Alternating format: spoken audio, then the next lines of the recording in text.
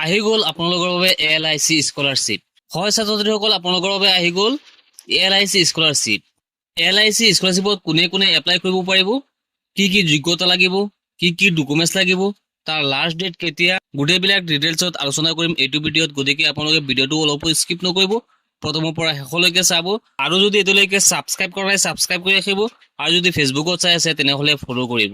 ছাত্ৰ-ছাত্ৰীসকল, ভিডিঅ'ৰ ডিছক্ৰিপশ্যনত এটা লিংক দিয়া আছে, সেইটো লিংকত যদি আপোনালোকে ক্লিক কৰে তেনেহ'লে আপোনালোকে ডাইৰেক্ট এইটো পেজত আহি যাব পাৰিব।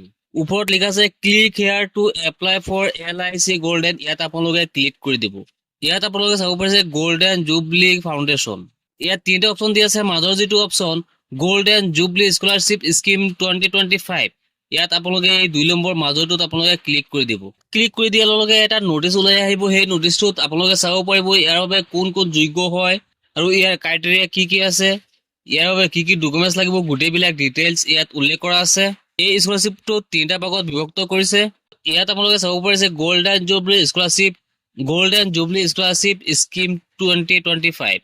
ইয়াত চাব পাৰিছে আপোনালোকে 3 নম্বৰত দিয়া আছে এলিজিবিলিটি, কোনে কোনে ইয়াত এপ্লাই কৰিব পাৰিব। Candidates who meet following criteria are eligible to apply for scholarship. তলত কিছুমান ক্ৰাইটেৰিয়া দিয়া আছে, সেইসকলৰ ভিতৰত যিসকল ষ্টুডেণ্ট পঢ়ে সেইসকলে ইয়াত এপ্লাই কৰিব পাৰিব। প্ৰথম অপশ্যন যিটো দিয়া আছে জেনেৰেল স্কলাৰশ্বিপ, 12ত পঢ়ি থকা ছাত্ৰ-ছাত্ৰীসকলে ইয়াত এপ্লাই কৰিব পাৰিব। All candidates who have passed class 12 exam, regular vocational diploma with at least 60% marks. যিসকল ছাত্ৰ-ছাত্ৰীয়ে ক্লাছ 11 পাছ কৰিছে, ৰেগুলাৰ বা ভেকেশ্যনেল হওক 60% মাৰ্ক বা তাৰ ওপৰত পাইছে, সেইসকলে এপ্লাই কৰিব পাৰিব।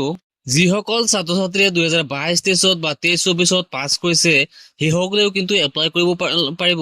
কিন্তু ইয়াত এটা অপশ্যন আছে, কিন্তু 22-23 পৰীক্ষাত পাছ কৰি মাজত গেপ দি এতিয়া যদি নতুনকৈ এডমিশ্যন লয় তেনেহ'লেহে এপ্লাই কৰিব পাৰিব। বৰ্তমানত নতুনকৈ পঢ়ি থকা হ'ব লাগিব, তেনেহ'লেহে এপ্লাই কৰিব পাৰিব। Have taken admission in the academic year 2025-26 for passing first year degree course in the field of medicine। কিন্তু সেই ছাত্ৰ বা ছাত্ৰীজন এডমিশ্যন 2025 এডমিশ্যন লৈ ডিগ্ৰীত মেডিকেল বা MBBS BAMS এডমিশ্যন লৈ পঢ়ি থকা হ'ব লাগিব। 3 নম্বৰত উল্লেখ আছে have a parents guardians with annual income for all. 3 নম্বৰত উল্লেখ আছে ফেমিলিৰ সকলো ইনকাম মিলাই 4,50,000 ভিতৰত ইনকাম হ'ব লাগিব, তেনেহ'লে এপ্লাই কৰিব পাৰিব। যদি 4,50,000 ওপৰত পাৰ হৈ যায় তেনেহ'লে এপ্লাই কৰিব নোৱাৰিব। ইয়াত 2 নম্বৰত দিয়া আছে special scholarship for girls child for 2 year. ইয়াত উল্লেখ কৰিছে ছোৱালীসকলৰ বাবে দিব 2 বছৰৰ scholarship. Female candidate who have passed class 10 exam, ইয়াত উল্লেখ কৰিছে ক্লাছ 10 পাছ কৰা ছাত্ৰ-ছাত্ৰীসকলে এপ্লাই কৰিব পাৰিব। ইয়াৰ বাবে পাৰ্চেণ্টেজ লাগিব 60। যিসকল ছোৱালীয়ে 60% মাৰ্ক পাইছে সেইসকলেও ইয়াত এপ্লাই কৰিব পাৰিব। সেই ছোৱালীজনী যদি 2022-23 বা 23-24 24-25 পাছ কৰিছে তথাপিও এপ্লাই কৰিব পাৰিব, কিন্তু এতিয়া ৰানিঙত পঢ়ি থকা হ'ব লাগিব। ইয়াত ফেমিলি ইনকামটো দিয়া আছে 4,50,000 টকা।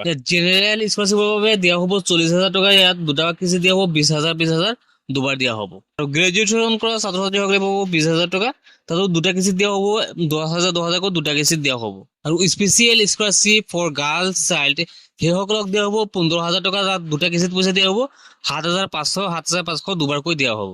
আৰু এই স্কলাৰশ্বিপৰ বাবে এপ্লাই কৰাৰ বাবে লাষ্ট ডেট হৈছে ছেপ্টেম্বৰ মাহৰ 22 তাৰিখ।